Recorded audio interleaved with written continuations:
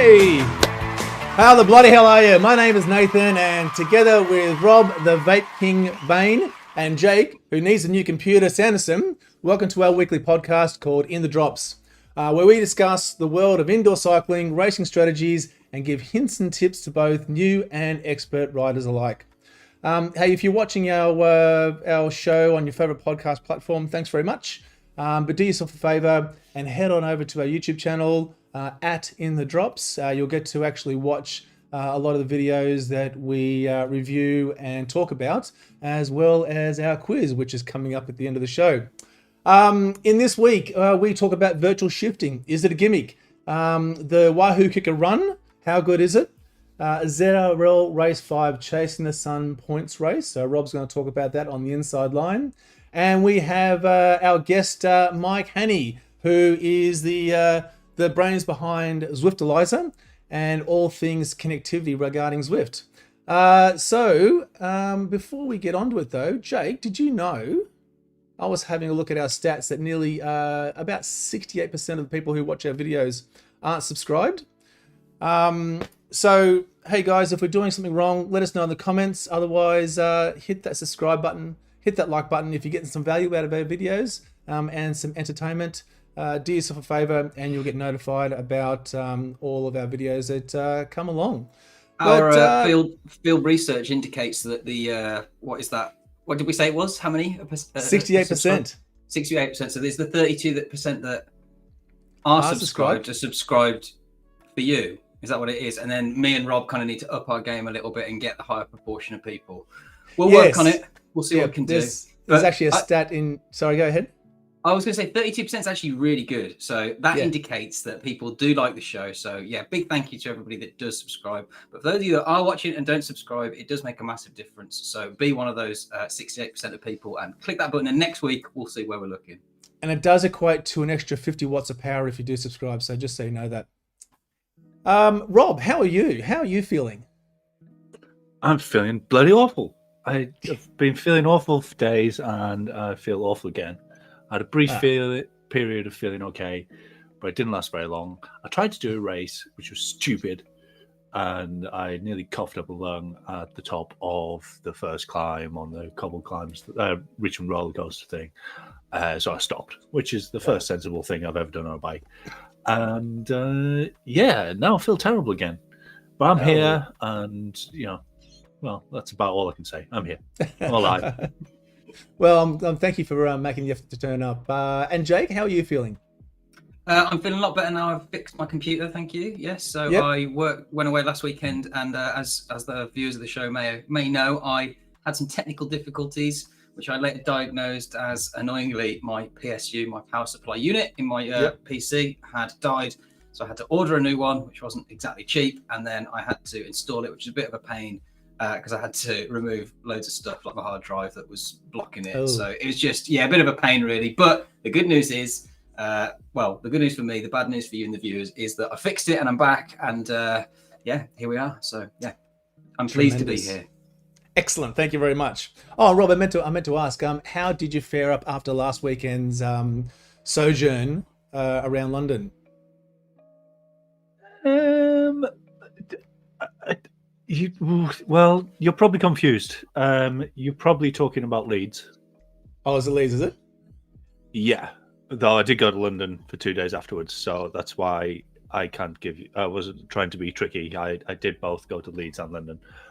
Leeds was great. It was really good fun. There was hundreds of people doing it. Yeah, did you get around all 17? Sorry? Did you get around all 17? No. In fact, we skipped the first 3 because there were so many people doing it. There was like an hour queue to get into the first pub. So it literally would have been impossible to do it. And we're old and we just we found a seat. We'll just have a few here. But there's hundreds of, possibly thousands doing it. It was immense. Who are you dressed as? Just a 70s icon, just generic 70s. Is that the kind of kit you just carry around, or? I don't know. I bought it special. Part of the wardrobe? Oh, I'm keeping it anyway. In fact, that pub that we took that photo in isn't even one of the 17. We just went in there because it was a bit quieter. Well, I'm glad that you made it around and you got it done. So well done. Yeah. Yep. We survived. Hey, so let's kick on because I'm keen to get our guest on. Hey, virtual shifting. So I want your thoughts here, Rob. So I got virtual shifting. For those that don't know, Zwift and Wahoo have kissed and made up.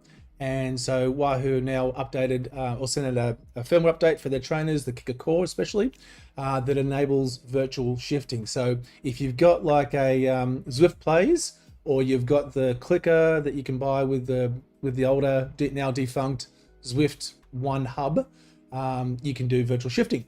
Now, so I set that up and had a go at it, and my initial thoughts were awesome, and it works pretty well. But do you find that there's a bit of a lag in changing the gears? No, I haven't got a clue what you're talking about. It seems instant. No? Nope. Just seems absolutely instant, far quicker than a gear shifter. Really? Yeah. I mean, I'm not saying it's not instant, but like I'm just saying maybe there's a couple of seconds between when I hit the button and I experience the change in resistance. So I'll be interested to see. Yeah, like about maybe a second. What's your trainer? What turbo trainer? It's a brand new Wahoo Kickr Core, like as in the latest model. So I bought it like maybe about maybe 6 months ago. So I don't experience any delay. It seems instant. In fact, too quick sometimes because I sort of do it preemptively, and it's like, oh, I wasn't ready for it yet. I was doing it preemptively, and you're too quick. So maybe that's it. No, but I did like the fact that, and this was just a little bit of a old moment when I went to leave the pens, and sometimes as I'm leaving the pens, I might change up a gear, and you get that little crunch as you go through the gears whilst you're standing up and putting power on. Mm-hmm. There was a little moment where I moved up a gear, and it was just nothing happened obviously because there's no gear changing; it's just resistance. And it was just that little. Yep. That sounds like it could be your shifters, right? Like actually like having an issue. As in with the crunching sound? Yeah, it sounds like your gears aren't changing properly. No, they are. But you know how you just get that little, as it just changes gears, especially if you're standing up and putting power through the pedals.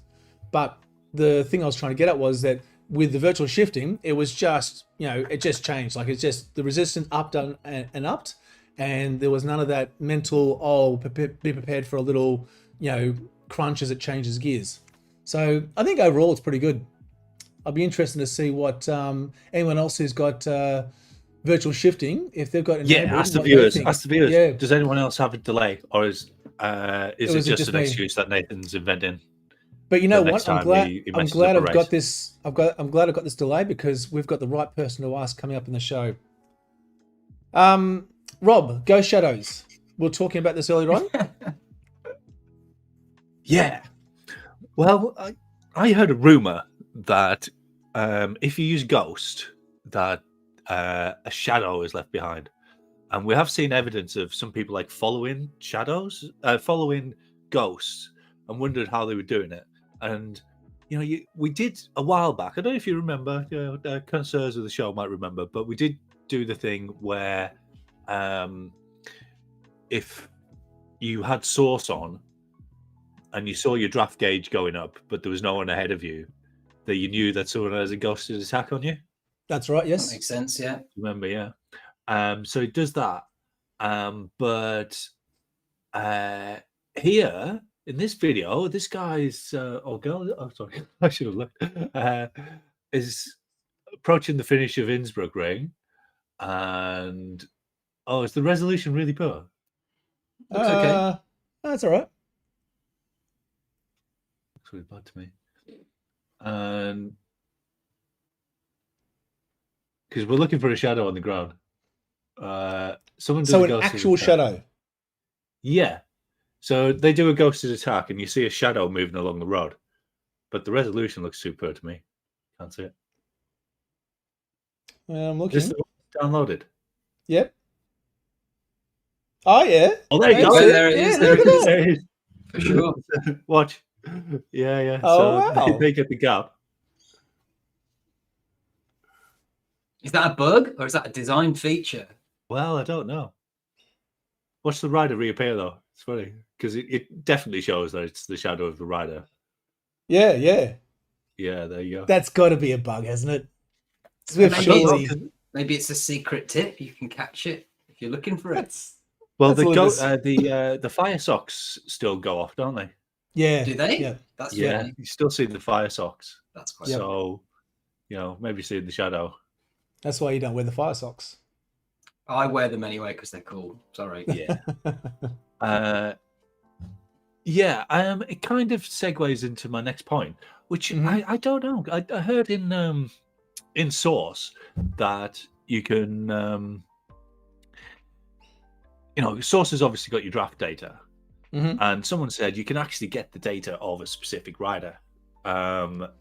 So I thought it was, just a funny quirk when we said, when I did that one where you can use the draft gauge as a gross detector. Yep. Which I think is sort of just a funny quirk. But if you use Source to just show a rider, if Source had a mod or whatever, which just made the rider appear, their character appear on the road, so you just negate the ghost completely, I think that would be cheating, do you?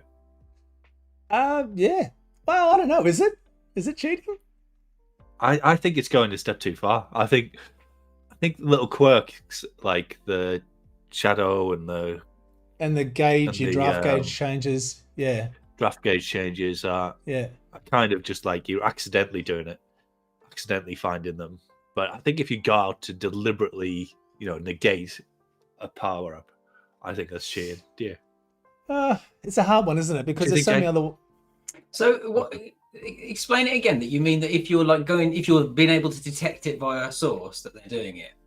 Yeah. So Source would have some sort of mod in it where it just makes the rider appear. Oh, it makes them appear. Okay, yeah. No, that would be cheating. Yeah, I think so. Yeah, because you're essentially going outside the rules of the game, aren't you? I think Source is okay because it's data that's coming in that you're able to interpret and sort of display. So that's sort of okay. But if you're kind of doing something to change that view, it's a little bit. I don't know. Well, if it was part of Source, if it was a mod of Source that did it, because the draft gauge does it to an extent, but just kind of accidentally. Yeah, I'd be okay with the draft thing, but I think it would feel a little bit greasy to do it like that, wouldn't it? Yeah, I think so. It wouldn't feel great. Well, we'll have to. I don't know. I'm unconvinced because if you can get the data via numbers, then what's the difference between data numbers and a graphic? Well, you're manipulating it to get that, and I don't think it's explicitly cheating. Is it bad form? Is it poor etiquette? Probably more along those lines than explicit cheating. Because if that argument holds up, then really what you're saying is anyone who uses Source is cheating. No, you don't have to expand it like that, is it? You're deliberately doing it to negate another rider's performance on you. Whereas if the draft gauge and all that sort of stuff is just additional data that you want to improve your performance. Maybe. But I don't know, there's something deliberate about it's like a hack, isn't it? Yeah. You're hacking into the data of the game to I don't know. Anyway, that's right. Anyway, move on. Think it's too far. Apple. Have you guys checked out the Apple Vision? The new immersive technology that sort of hit the market just recently. Yeah, I got 3. One for me and both of the kids. As in one's a spare as well. Because they're super cheap too. I mean, they're only $3,500 US. Yeah, we haven't used them yet. Just in case we need them. They do look incredible immersive video. You've pretty probably fantastic. seen reviews about how it weighs a ton, and that's pretty true as well. So DC Rainmaker put out a great video there. I've been seeing a bunch of different videos come out with people sort of recording and showing some of the capabilities of the glasses or the goggles, I guess.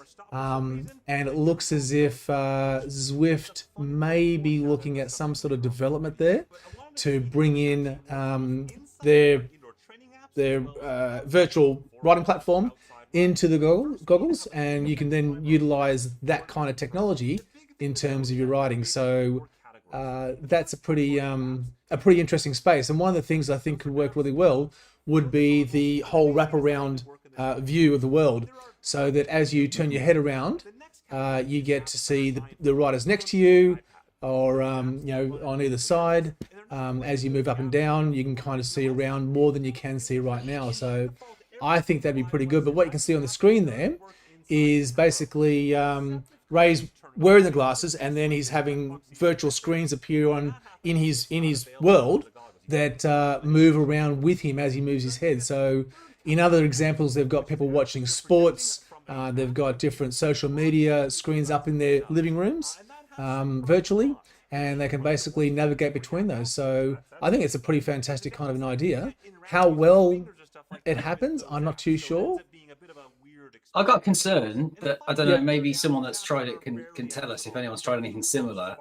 What worries me more than anything is sweat and heat, and it's steaming up, and it just sort of being uncomfortable to wear during like a race, intense exercise. Is it like that's my main concern? Has anybody tried it? Anybody let us know? Ray's actually has a bit in the video here where he basically dumps out all the sweat that collects, and it actually has some vents there built into the goggles to help disperse the sweat and the moisture that builds up. But one thing he does talk about, and one thing you can sort of clearly see, is that weight on your head would be something that would be pretty frustrating after a while, I would think. And it's not just the goggles either. There's in part of his video there, you can see that virtual Zwift screen. He has to wear a backpack in order to hold the rest of the gear if he goes outside. So I might just wait for the neural. I'll wait for the neural chip instead. Yeah. Well, Elon's testing it at the moment, so that won't be far away either. Yeah, not too far. Zwift, the next update rolling out. Yeah, that's right. 1.59. Would you be able to get my brain into other people's, so you could download a Zwifty, so you could do ride like Zwifty? Would you want to do that? I mean, Neuralink. Are we just toying with? You mean like a Matrix program? Yeah, I suppose so. Yeah, like I know Zwifty, instead of I know Kung Fu. So almost like downloading a profile, yeah. Yeah, instead of do you remember the bit where he goes, "I know Kung Fu"? Yeah. I know Zwifty. Yeah, I don't know, mate. We're playing. Oh, right, okay. I know the Zwifty maneuver now. Don't even need to think about it. Boom. We're playing. Meters. You're playing with fire there, mate. It's playing God. I don't think that's good for anyone. I really like the idea of my brain being disseminated amongst the Zwift community. Well, just make sure you. I was going to say, the viewers, get onto our GoFundMe, and we'll cryogenically freeze Rob's brain for the future. Make sure that we can preserve that racing instinct. Very quickly, I know, Jake, that we're going to talk about the Wahoo Kickr Run. So you've got a video coming along that hopefully we'll have next week. But I did want to have a quick chat about it because I feel like it's a pretty good development in the run space for Zwift. And so again, Ray's done a great video there on this treadmill. And to be fair, there haven't been a lot of developments in the run side of things. I know that we talk, solely cycling, but I think our running fans get a little bit of a raw deal when it comes to Zwift. There haven't been any updates. There haven't been any new roads they can run on. There really hasn't been any new equipment development until now. So this is the Wahoo Kickr Run. It's got some smarts built into it, more so than any other treadmill has. Jake, I mean, I know you've got a bit of a video coming along, but what's your initial thoughts on it?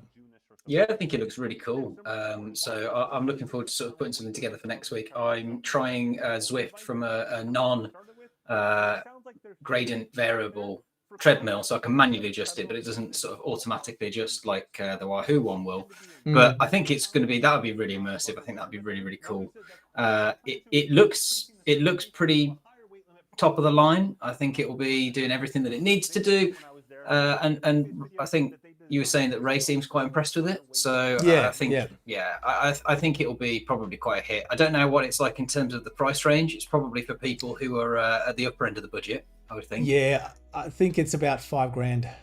Yeah, so again, get on that for our GoFundMe, and we'll give you an in-depth review. But no, I think for the people that can afford it, it'll be really, really cool, really, really immersive. In terms of for those people that just sort of probably run on Zwift, your average Joes like myself probably just use a sort of static treadmill that varies the speed, etc. So mine hooks up to Zwift, and I'll be interested to sort of see how that corresponds. But I assume it's kind of similar to a dumb trainer in the sense that it's sort of, it picks up the readings from your power meter, so the trainer will tell it how fast the belt's running, etc., and then it will kind of pair. So I wonder, I'm kind of thinking if you were doing a duathlon, you were tired, you could just jump off and let the treadmill keep running, and you'd keep your avatar would keep going. I don't really know how it works, so I'll be interested to see. I've heard that. Like indoor running indoor running competitions are a bit of a joke apparently, because you can just lift your feet, lift yourself off and set it at 20 k's per hour or something. And right, okay, So I'll be interested to see. Mine only goes up to 10 miles an hour, which is still the cheaper ones. I think do 10 kph. So we had to pay a little bit more to get the 10 miles an hour one, but that means I'll be able to do some sort of more sprinty type intervals, bit faster stuff. So I think even I could do 10 kph. Yeah, it's not massively insane, but if I did 10 miles an hour for an hour, I'd be quite impressed with myself. So we'll see how long. I think I did a quick blast on that. I managed 5 minutes the other day, so I was quite pleased with myself. So we'll see. I'll feed back in next week. Excellent, thank you. Looking forward to that. Warm-ups. So very quickly, we'll finish up here. In the last ZRL race 4, there was a little bit of chat after the race in some of the chat groups. Where people were talking about different warm-ups and sort of what kind of warm-ups what kind of warm-ups people should be doing, how necessary are they? And Jake, so you've got a bit of a sheet here on some different warm-up what would you call it? That's right. So this is sort of the main one that I use. This is a British Cycling accredited one, so it's the main one they recommend, and it's pretty straightforward. So it's just sort of a 20-minute warm-up. You should really be doing 20 minutes as your sort of minimum warm-up for anything really. The shorter the event that you're doing, the kind of more intense the warm-up you want to do. And obviously the longer the event, the sort of you don't need as intense or longer warm-up because you'll be doing some of that on the road. But this one's pretty straightforward. It's mainly about just, there's no power. You'll notice here there's no power values. So it doesn't say hold 300 watts. It just says RPM and time duration. And the reason for that is that it's supposed to be sort of what feels comfortable to you.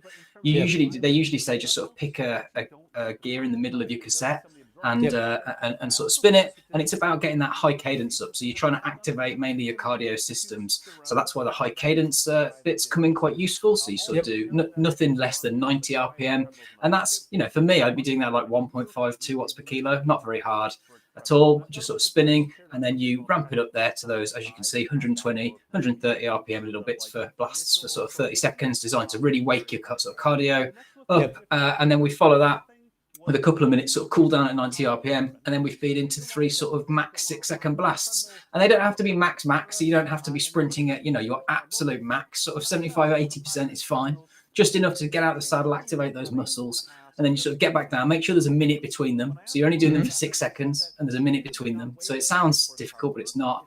And then you do sort of a little bit of a warm down afterwards. So you sort of make sure at the end you're sort of spinning for another 5 minutes, and then you're pretty much good to go. So it's a really good warm up. If you want to do a really quick one that's easier than that, that's sort of easy to remember, the 20-minute one I do if I'm rushed is just 10 minutes warm up, and then 6-second blasts. You do 4 of them, 6 seconds, 80%. A minute between either of them, and then another 5 minutes at 90 RPM cool down. So really easy one to remember, really, really good for you. And you should absolutely be warming up. We could go into a lot of detail about the benefits of it, but suffice to say, you all know you should be warming up. Let us know if this one helps you out.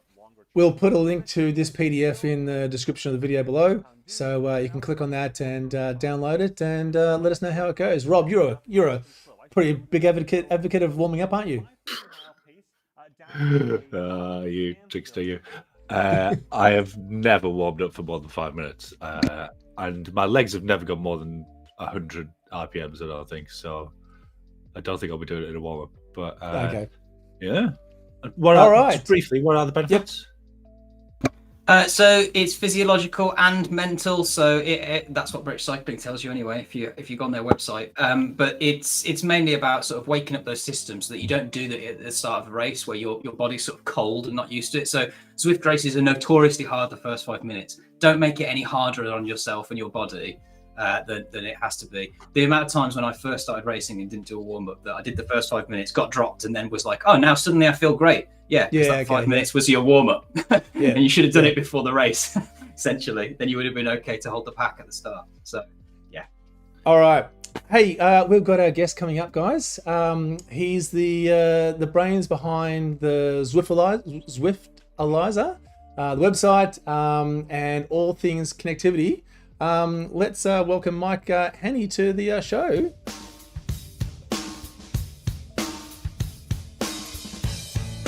Hold on.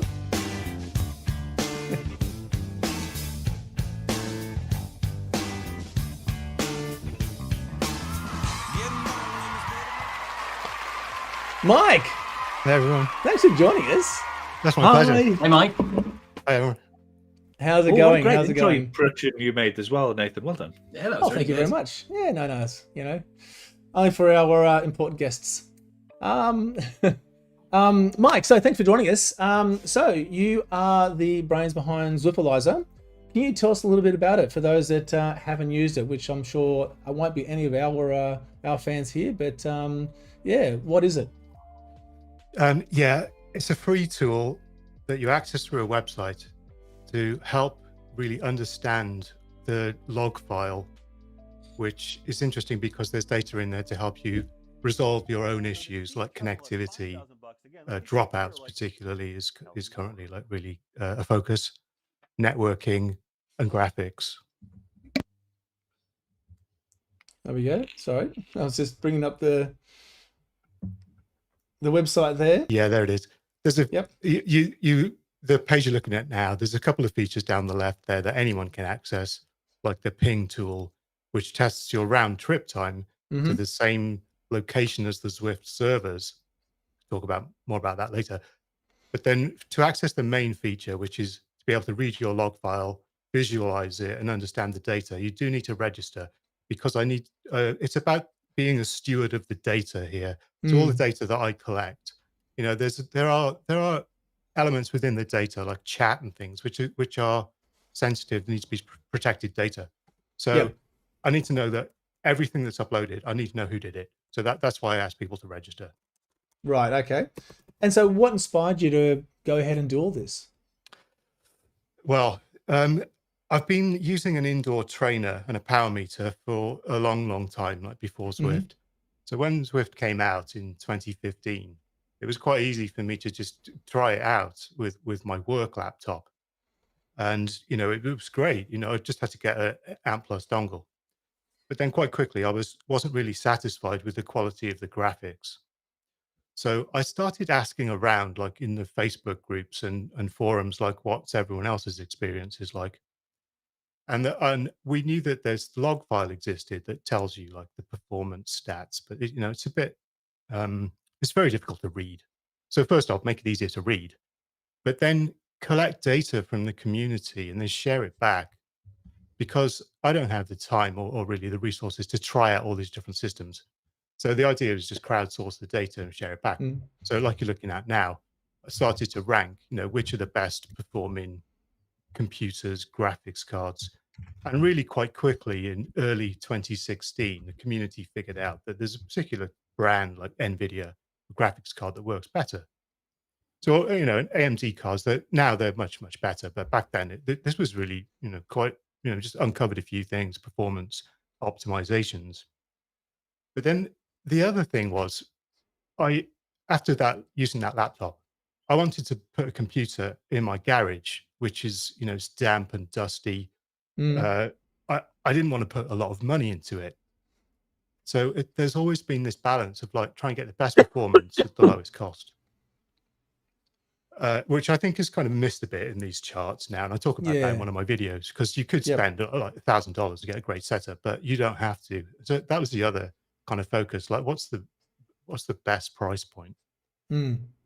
that's quite challenging to do because it's a global system. The availability and pricing is always different in every country. It's always a challenge, that's for sure. Yeah. And so what's been the journey like since you first started this to where it is now? How has that been? Yeah, it's been really, really interesting because it got some attention from folks at Zwift because it helps people get set up. They can troubleshoot their own system, but also the customer service or the people you might interact with if you have a problem. First thing they do is look at your log file, and I heard early on that they found this quite useful, like within Zwift. So it kind of got on their radar quite early. Then in 2018, I was sort of kind of asked by Zwift, like, tell us what you're doing with our data. There was this big focus around sensitivity of personally identifiable information. There's regulations, particularly in the EU, GDPR, the right to know what your data is and right to be erased. There's been a very big focus on, keeping that secure. So I was kind of summoned, like many other people in like the third party kind of hobbyist developers were asked to do, like, tell us what exactly is your intention here? How are you using the data? Yep. And I got kind of spooked by it because as a hobbyist, this is serious. It's everywhere, but especially in the US, that legally, if you have a data breach, there's huge fines. So I think not just me, but other kind of members of the kind of add-on developer community got a bit, were unsure about if it was even safe to do this kind of thing. Okay. Now, I could talk more and more about this, but the log file is your own data. I mean, there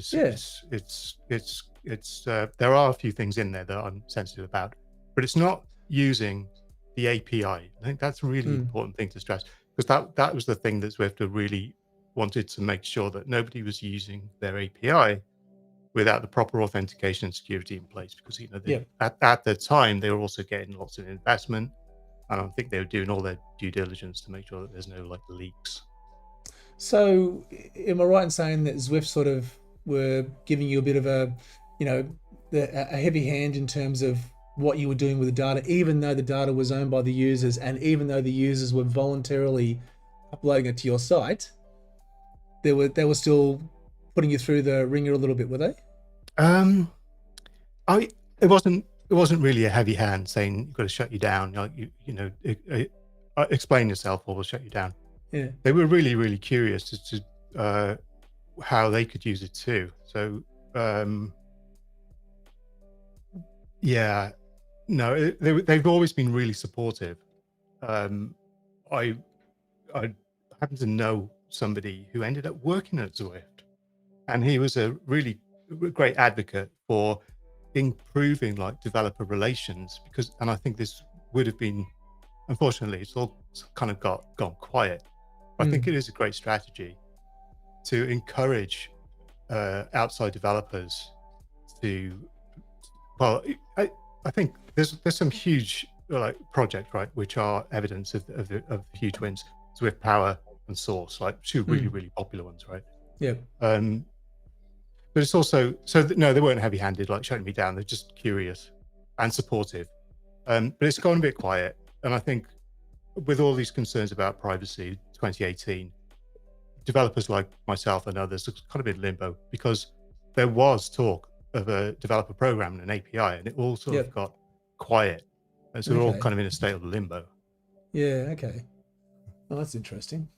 And so then the transition into the YouTube and making videos about this information. How have you found that? Yeah, I think Mike's video is the second best, possibly first best video about Zwift tips. I think it's between Jake's sprinting video and Mike's connectivity video, which was the best YouTube. In fairness, I'm prepared to cede that one because I think Mike's videos helped a lot more people than mine has. So I'm happy to take that one on the chin. Thanks, guys. Well, I hope people find it useful.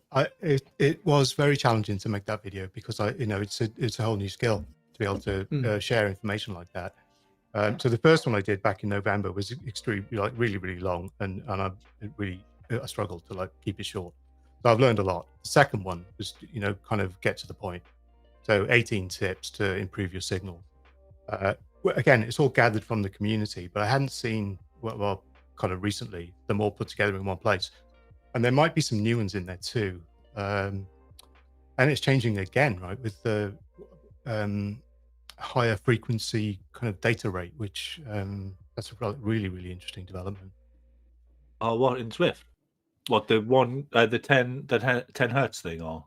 Yes, that the 10 hertz race mode that's now available on I'm not sure exactly how many trainers support that, but any like improvement in precision and higher frequency data has got to be a great thing. Mm-hmm. But there's a trade-off and cost about that. Yeah, this is a talk about. That was kind of my second area to explore after the graphics, was how can I make this more reliable? Because dropouts it's been there from the beginning, because these like little signal devices were originally designed to operate outdoors, on battery power to a little head unit. And it hasn't really changed since then, even though we've got trainers like plugged into the mains power, and so is a computer. So why not make it like much higher data, bandwidth and data rate? Simon was asking in the comments. Where is it? He had a great question I'm looking for right now. What percentage of Zwift users' issues are caused by poor code versus home PC connectivity issues? Oh gosh, that's a really great question. Unfortunately, I don't really have any insight into the Zwift code, so it's difficult for me to say. But I can talk a little bit about code. I don't want to get too much into like the code stack, but I try and keep it within the scope of what I do know about, like AMP Plus and Bluetooth. There is quite a difference in stability and the quality of the Bluetooth code in, say, Apple versus Windows. And this all comes back down to Apple being able to control the number of devices and having the complete control over the device, the firmware, and the software, the tight integration they always talk about. Yep. Which is not quite the same on Android or Windows because of the diversity of all the equipment that they need to support. So I know that's not really answering the question, because I just really don't know about the Zwift code. I don't have any kind of access to that at all. That's interesting though. So that explains why I say like Apple TV for me personally, seems to never have any dropouts, but the PC in the same room with the next to the same stuff will get Bluetooth dropouts. Yeah, I think that is, well, usually the first reason is Wi-Fi interference. But if you've sorted that out, like you're on the 5 gigahertz Wi-Fi, then looking at the Bluetooth, it's, the software itself, there could be some variance there. So I'm going to do more videos on this, like which are the best Bluetooth dongles to use with a PC, which is, it is a combination of hardware and software. Because I've tried many of these out, that is something that I am able to try out, because often they're only like $10 or $5 or $10 to try a different dongle, and then gather the data on it and again share it back. So yeah, there's a lot more I could do about on Bluetooth. Awesome. Simon's also asked if Zwift apparently always say that it's other Bluetooth devices in your house which are causing any connectivity issues. Is it from your video? It seemed to be more that it's your own stuff likely to be quite close because the range of these things is quite low. Is that the case, or can it be stuff around the house? That's all correct. It's other stuff around the house, nearly always Wi-Fi. But yeah, other wireless devices in that same frequency band, 2.4, like wireless keyboards and wireless mice and headphones. Like I know lots of people listen to music while Zwifting, so or watch videos on the second screen. And if that's over Wi-Fi, then yeah, there's just tons of collisions can happen there. And one way to avoid that it is to have a straight line of sight from your sensor to the receiver. And I did a video on this where if you cross those over, you're just going to have an increased chance of interference. Yeah, there's a great bit where you do the experiment at the end. The best tip that anyone's given me that I've utilized is having the USB extender cable with the Bluetooth thing on, and it just seems so sort of counterintuitive to me because all this stuff's going through the air and I'm moving it from like a meter away to being 30 centimeters away. I mean, it just didn't seem like it was likely to make any difference, but it made the world of difference. It was just like, it's the best thing I've ever bought, this like 1 meter cable. I remember you saying that. But it's more. It seems like from what you were saying, it's not the closeness necessarily as the crossovers and getting out the way of other things. Do you think? Yeah, position makes a huge difference. Yeah. The one of the things I think is a benefit of using that cable. Let's say you use a laptop. In the laptop, there's the Wi-Fi aerial and the Bluetooth aerial. Right, they're the same. There's the same chip, but the wire goes around the back of the laptop. If you move the extension cable and a dongle, you're just separating out those two antenna, and just that little bit of difference, it will cut down on the possibility of that interference. Yeah, no, it's incredible, isn't it? So many things can go wrong. And one quick question, Mike. So you do race. You mentioned before the show that you do race. You're not racing at the moment. But you have been an avid racer in the past? Yes. Yeah. Back in 2016, 17, and 18, I was on the KISS team. Yep. And then I changed jobs in 2018, which I started at a much, much earlier time in the day. So I live on the West Coast of the US, and my work starts on the East Coast. So that's often up at 5 a.m. Well, every day. So I wasn't able to join the same races, and still looking.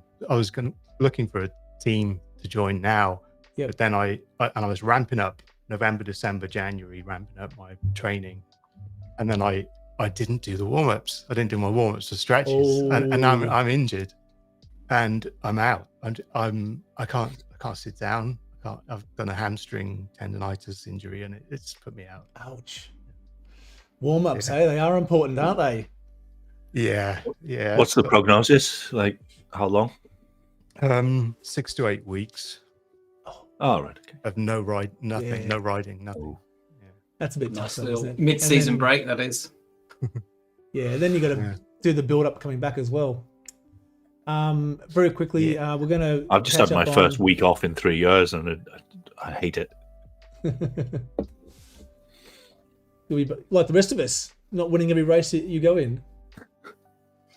Well, here's something. Here's a little thing. I think I've done every stage of Z racing since it was launched in September of 22. So so that is a lot of weekly events. That's a lot of racing. I doubt that anyone else has done every single one of them. And there's only 1 day left of this one, and I don't know if I'm going to be able to do it. I feel terrible. Oh, so you're going to break it, are you? You're going to break the streak? I just don't feel well enough. Have you won every stage, or have you raced every stage? No, I haven't won every stage. But you've raced. So you could just ride it as a zone 2. I know you don't like zone 2.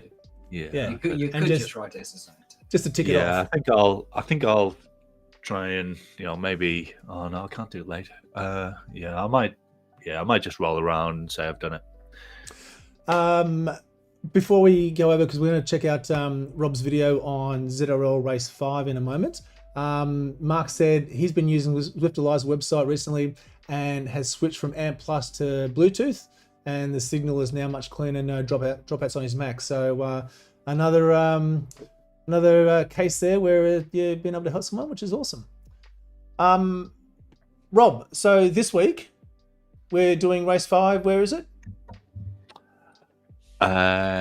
It's on Mercury Isles, Chasing the Sun. Chasing the Sun. Let me get up the video. And it's a points race, yeah? Yeah, are you just going to do the short one, or? We'll do the short one. All right. I've missed off all the funny bits and the temple climb off this one because it's long. Segment as well, 480 meters, and I imagine it's going to go pretty crazy in most races. So a good thing to look out for. Can they hear the audio or orange and not? pink lights on the left-hand side, and then there's kind of a little market thing on So the we can left-hand talk. side. Yeah, we can. No. And then the segment starts just after that, there. And as I say, it's 480 meters. You probably want to do a bit more of a push than you did to get into the meat of the pack earlier. And then work your way through, especially if you're going to FTS. You've got to really push all the way.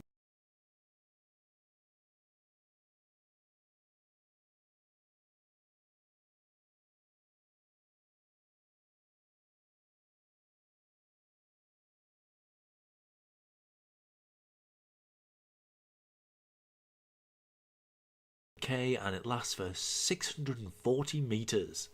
So let's have a look. And it comes after a little bump. It's this little bump at 3.7. It's about a 4% bump. If you're just going for FAL, you could go long there. And then the segment starts here, which is just after the... It's kind of in between the... Oh, it's in between the first and second building, and this is sort of greenery on the side. Is it a bush or similar? And there's the start of the segment. And yeah, long old sprint. You know, your 30-second to 1 minute power people will tend to do very well here.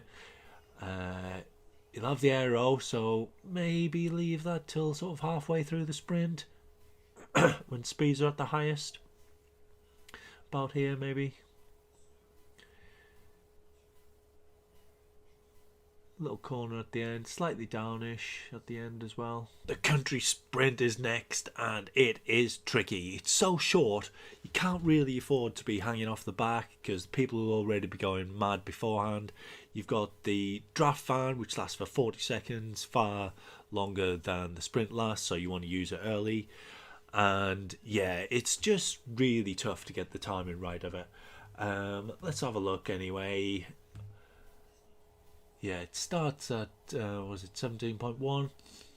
And I think Marcus is probably hanging off a bit far here.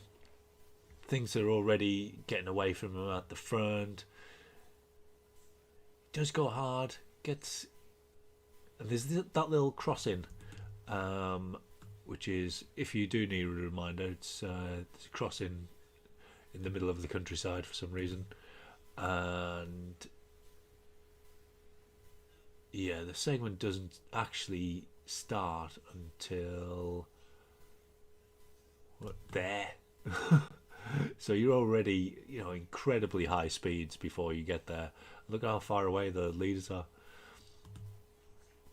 But he might manage to pull off another top 10 finish on FTS, and that's how you can really maximise your chances. Really, if you're not one of the top sprinters in your class, then making your way through the group through any of the sprints can really pay dividends.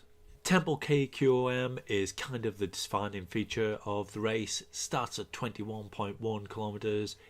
2.5 kilometers long, and it is a bit of a beast. So let's have a look. The final sprint is the Tower Sprint, which comes at 32.3 kilometers. It's 320 meters long, so middling, shortish. And most of us indeed won't be competing for the sprint points at this stage. They've all broken up on the tower, on the temple climb. You might want to keep your aero for the finish, which might offer you more points gain than the burrito would get you, or going for the sprint will get you. So yeah, if you are going for the sprint though, obviously you want to use your aero, unless you're going for the win, in which case it might be worth more to go for the win. Anyway, let's have a look. So you get this pink sided bus stop, and then the segment starts just after these red signaged shops on the left, slightly downhill into that,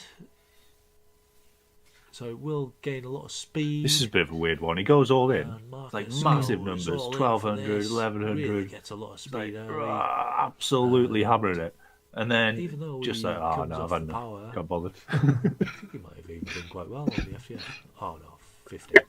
He gets 15th, so if he carried on, And this is the finish. Even a bit. And again, it's got We a got some points. downish but there you go. bit in towards the finish. But he wins his group so head out, Speeds so- are high again, so the aero would be useful with speeds being so high.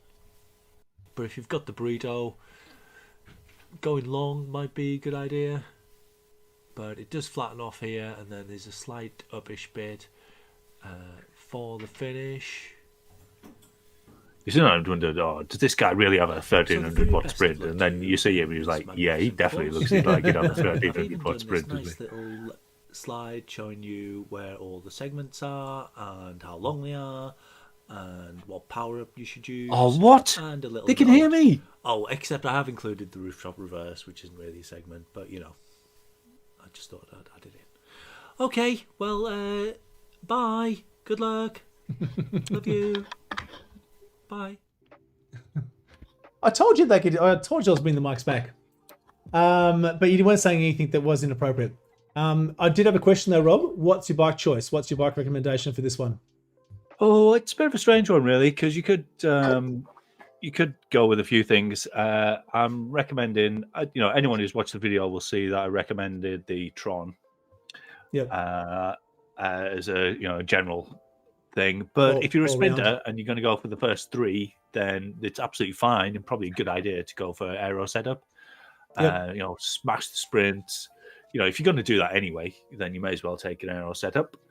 Though you do have to get over the rooftop, but that's quite drafty anyway, so you'll be fine on that, and people won't be pushing it. And that's only what 2 or 3% over the rooftop, isn't it? Well, on average, yeah, it's pitchy, but it's got flat bits, so there's plenty of drafting, and it's not a segment, so people won't be going mad. I wouldn't have thought in most races. You could go Tron, sort of all rounder. I think if I was doing it, I would take the Addict RC with the disc wheels. Disc or Envy? Disc, definitely. Okay, sounds good. Jake, what do you think? Yeah, I think it'd be an interesting one. I don't think there's any need for a bike swap these days, is there? Now they've changed the rolling resistance for the temple climb. Isn't it? But back in the day, that would have been, up for debate. I think totally agree. If you're going for the sprints, you just need a sort of aero setup. If you're going for the GC / the finish, you're going to want something pretty much bang on the Tron. If you're going for the temple, you probably want a climbing bike. But is it really worth it with the build up beforehand? Probably not. Yeah, you won't get there on a climbing bike. That's the problem. It's not worth it. Well, you won't get there in the group. Yeah. And there's, you can't miss out on the draft. If you're going to compete for FTS you can't be out of the draft. In fact, if you did, then you'd want to be on a gravel bike, not a climbing bike. Yeah, but then what's the point? Yeah. Mike, I was going to ask. So I'm leading up to a question that I think everyone's going to be interested in. But before I do, I wanted to find out: is there anything that Zwift can do? Do you think that will improve all the connectivity with all the devices that are being brought out now? So you've got Zwift Plays, you've got the virtual clickers. People running laptops, Apple TVs, all these sorts of things, and the companion app. Is there a better way that they can do it, do you think, or? I think they could provide a bit more data about, say, signal strength for each of the devices. Yep. I know that's available. I've used a phone app called Track It, designed for like finding your headphones. If you lose an ear, what's called AirPod. It's designed for that sort of thing. But if you fire it up, it just gives you a signal strength for every Bluetooth device around you. So you can kind of use your phone so they could do something like that. Because I know signal strength is available through Bluetooth, like another little advantage it has over ANT+. That So would be just really provide helpful. more. Yeah, like help us out with provide some more signal data. I think you can see number of bars in some devices, but not others. Yeah, okay. Yeah. So We'll have that's to get a link. We'll get a link to that and put that in the description below for anyone that's interested in downloading it. So the question I had was, and I think you might cover it in one of your videos there. In your opinion, so which is the better connectivity model? Is it Bluetooth or is it ANT+? Yeah, I'll give you a straight answer. It's Bluetooth. However, getting it connected in the first place can be a pain because, you know, it's a one-to-one connection. So it's just like headphones. If it's already connected somewhere else, you have to go and find where that is. Like it could be your head unit or your phone, and then disconnect it and then pair it with the PC or Apple TV or whatever you use. Yeah, and the other thing is, now that I've got all these logs from lots of people to like 200,000, I've got data to back that up. Yeah. So hands down, Bluetooth, don't even worry about ANT+. Well, it might depend on how you want to use it as well, because I know dual recording is a thing, so you can't do that over Bluetooth. So yeah, you might. Yeah, it depends what you want to use it for. But if you want like reduce the number of dropouts, yeah, Bluetooth. Have you found out anything else interesting in the data? Like, just like interesting, either funny or interesting. I don't know. I'm really fascinated with like where everyone is in like the most popular regions where people Zwift, and I think because my website, like many others, have Google Analytics on it, I can see where at least the people who use Zwiftalizer are around the world, like UK, US, Germany. That's interesting to me because being from the UK and then moved. Reasons why people might Zwift, there's tons, right? Like, no, it's not just weather, but time availability. But I think weather is still, dark hours is still a reason for lots of people. So that's kind of interesting. But about the setups, it's kind of there's different groups of people who use Zwiftalizer. I always thought it was mostly people who are interested in graphics. But it turns out, like showing through when I did a more like deeper dive into the data, it's not really true. People aren't really overly concerned about the graphics quality. Many more people use it to try and resolve connectivity issues.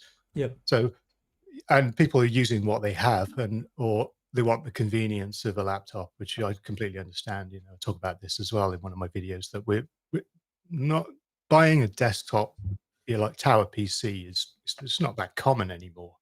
So that all makes sense to me. But to get the highest end graphics, I think there's a kind of one category where people might, use Zwift for the visual element, like engage in something to look at. But then there's the whole, and I think this is the much broader appeal.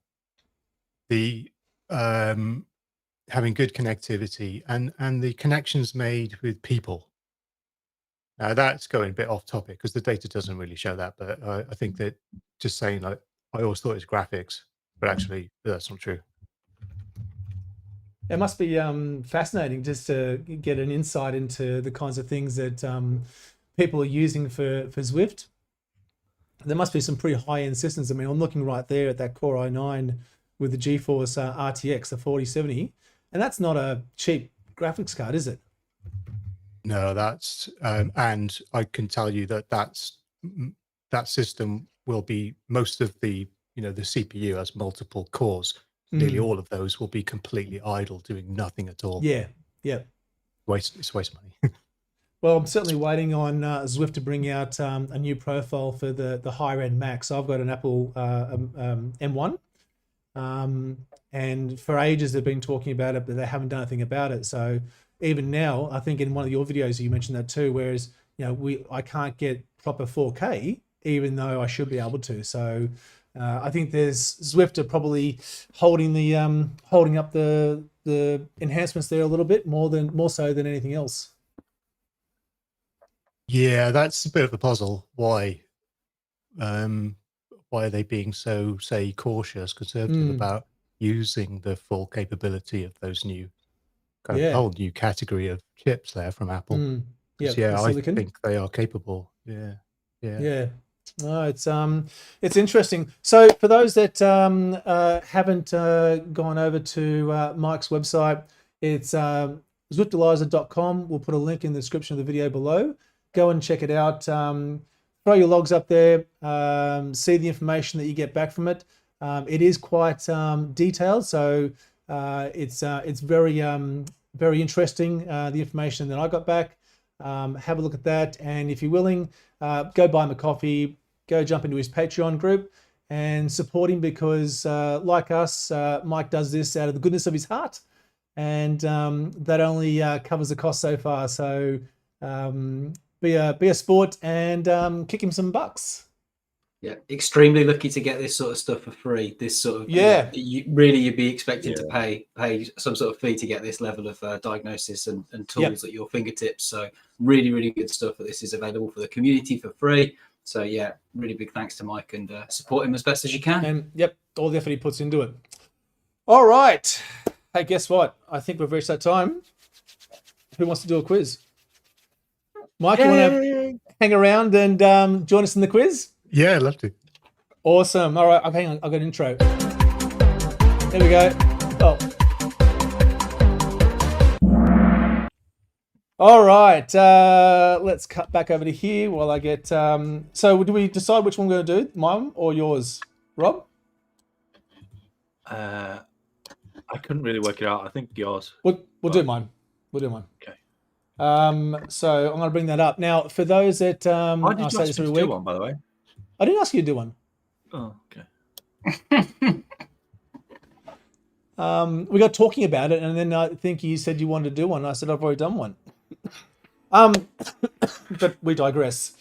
For those that are new to this, and if you're listening on your podcast and you're listening later on after we've done this quiz, set aside a time to join us live here. You can join in the quiz live. And I'm about to bring up the deets on the screen while I bring the volume down. There we go. So how this works is you can log in via your phone or iPad or computer. The details are on the screen there. So it's www.kahoot.it. There is a PIN number there on the screen that you enter.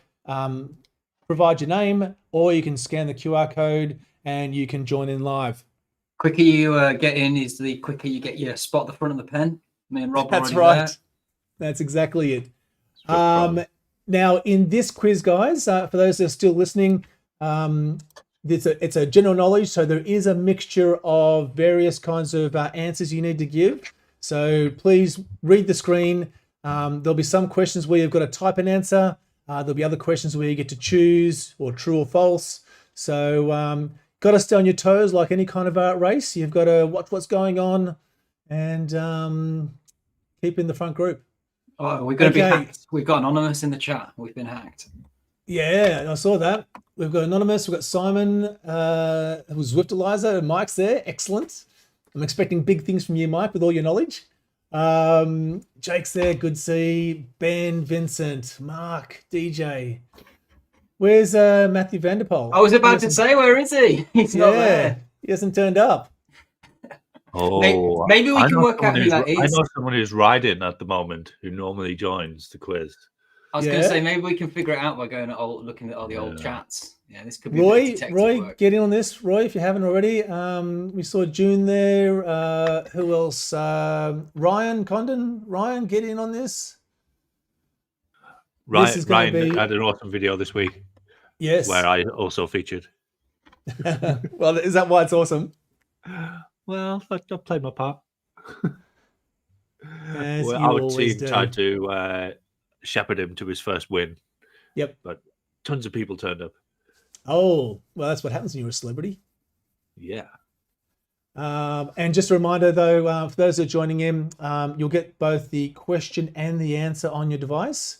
So I know that you'll probably have some people will have to tune away from the show for a moment while they play this, but that's okay. Roy says he can't join today. All right. You have the loudest mouse in the world, Jake. It's because it's right next to my 6, mouse. 8, I'll mute myself. 12, 13, guys. All right. Do we want to kick this off? No? We don't want to kick it off? Yeah. All right, let's do it.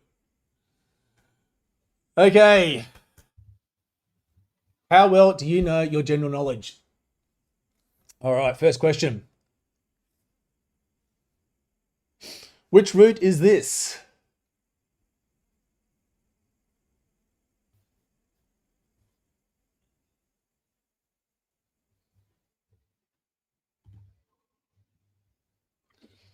Now, I thought that was interesting because you've got to actually know which route, which direction it goes in.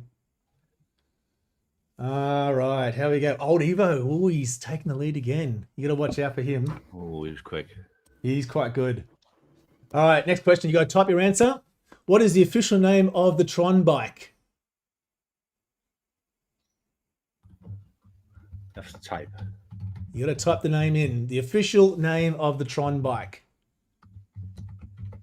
We call it the Tron, but it does have a proper name. I think I may have just made up a name. Oh, it'd be interesting to see what it is. You'd think the amount of times you click on it, you think you'd know. What? Oh, I thought it was the concept. I said Z1 concept. Does that not count? Come on, Pete. I thought I had Zwift Concept Z1. You had concept Z1. I had Z1 concept. Come on, Pete. I don't think I've messed that question up. Let's move on. Question number 3. Which software manufacturer's logo consists of these colors? This is a shout out to Mike here.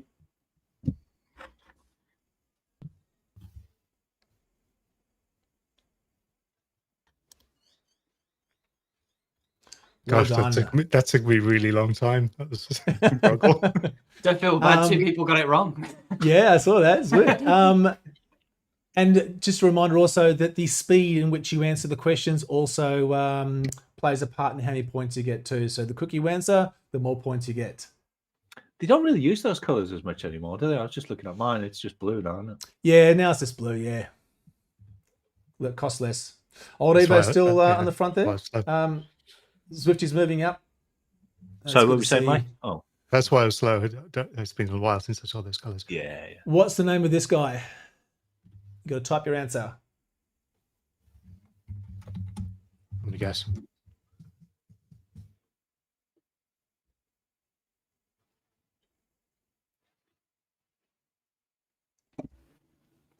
Well, it's not gone very 9 well answers. today.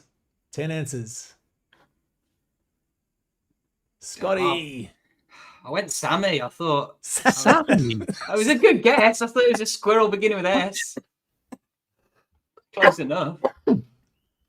Oh, This is Sammy. this is- Sammy Squirrel. Icon This of is- the game. This is That's rigged. his cousin, is it? Only 3 people got it. Yeah. I'm embarrassed Did you get by it? our audience. Did you Hey, get I'm him on the board. Oh, well done. Look at this. He's moving Oh, up. nice one. You're moving into position there, Mike. Good to see. All right, next question. Number 5. Which power-up is not included in ZRL Race 5? I mean, if you watched Rob's video, you'll know exactly. Right. Just guess quick if you don't know. And 4 people got it wrong. Hey, there's nothing wrong with being wrong. I missed it. I clicked on the wrong one. I knew it. I clicked on the wrong one. Oh, Francis Sorry, is I moving pressed up. Rob's taking the lead again. Oh, that is a mammoth lead, isn't it? Look at that. We Bloody might have to hell. work out some sort of handicap system for you. Which route is this? You got to type your answer.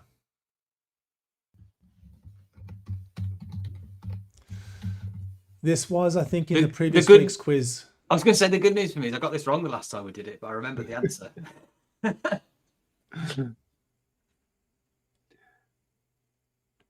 Man, you were really getting short. That you had to borrow one from last week. I actually borrowed a couple. We got some got it right there. It's good to see. Oh, Vincent, he's catching up there. Anonymous. We need to find out who Anonymous is. Come on, show us who you are. Question number 7, true or false? Tempest Fugit is the flattest route in Zwift.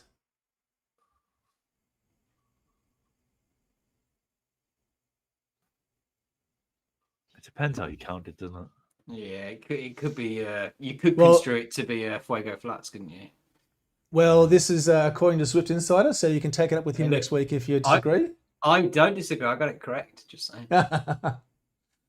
Oh, Simon's moving up as well. Depends whether you talk about total elevation or elevation over distance, I think. Oh, you really know how to take the fun out of a quiz, don't you, Rob? Just saying. I got it right. I'm spoiling the quiz by just... Question number 8. Which iconic climbing portal is this? You've got to type your answer.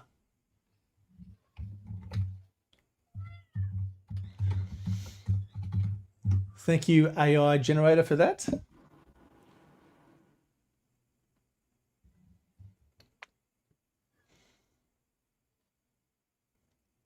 I can see Michael's squinting at the screen there. Yeah. Climb portal. If you spelt cheddar like that, you deserve to get it wrong. Cheddar doesn't have holes in it. Well, do you know how long it took me to get them to even come up with that image? I thought, well, that's the best I'm going to get. I'm going with it. All right. Oh, Anonymous is moving in a second behind, in front of Simon there. Jake. Oh, Simon Jenkins. Come on, Simon. You're languishing in 4th there, but DJ's on your heels, though. I think he might take your position. All right. Question number 9. Our Rob, Zwifter, wears this kit. At what level is it unlocked? I don't know. Oh, man. I mean, this is outrageous. You go, we need to set a handicap system for Rob. We've done questions on his inside line and what kit he wears. And I got it correct. And do you know how I guessed it? I said the lowest level possible because Rob goes for the low-hanging fruit. And it was right. Wow. You really didn't need to add that in, did you? That was a bit of a dig. I like that one. That was good. Have a dig at me just because I'm beating you. Yeah, I think it's that, actually. He's a little bit... jealousy, a little bit testy. Jealousy makes turns people into. I don't know what level it's unlocked at. All right, final question. This is thanks to Jake for this one because this is one of his previous quizzes. Or maybe I'll actually get this one right. Which well-known celebrity is a keen Zwifter? I think Rob remembers. Yeah, I remember. I think Rob remembers. Don't think I'm going to collapse at the final hurdle. It's a shame. It's a shame. Oh, look at that. Good work. Although there were 2 that got... We don't... to be fair, we don't know for a fact that Tom Hardy and the others aren't King Zwifters, but they might... Oh, I did a bit of a search and I couldn't find anything to talk about them, but... It's because they're not, unlike Gordon Ramsay, Jake they second. don't need to shout it from the rooftops. And Rob has peaked up first again. Congratulations, Rob. Well done. Good ball. No, well done. Although... Congratulations, Jake, there. Very, I just clapped. Did you not just see me clapping? Come on. No, I didn't do that. That was the softest clap I've ever seen, I think. Well, but look, it's not as loud as my mouse click, I'll grant you, but it was there. It was a golf clap. Nice work. I think I should get my coat. Oh, you did okay. These aren't easy. The first round of quizzes we did way back, like in episode 2, 3, and 4, were like the most basic quizzes, and now we're getting really technical. But I did want to say that we used to do them like tailored to our guests a bit, so I was tempted to do one about connectivity, but it might have been a bit dry. Yeah, I was going to say lose your audience.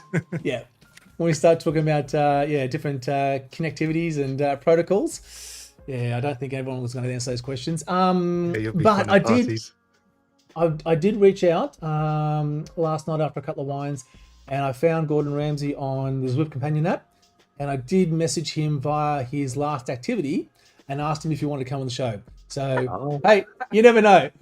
So if anyone, we do know, but I like your style. You know, it's like no one talks about Zwift in my kitchens. Got all my kitchens and no one's Zwift.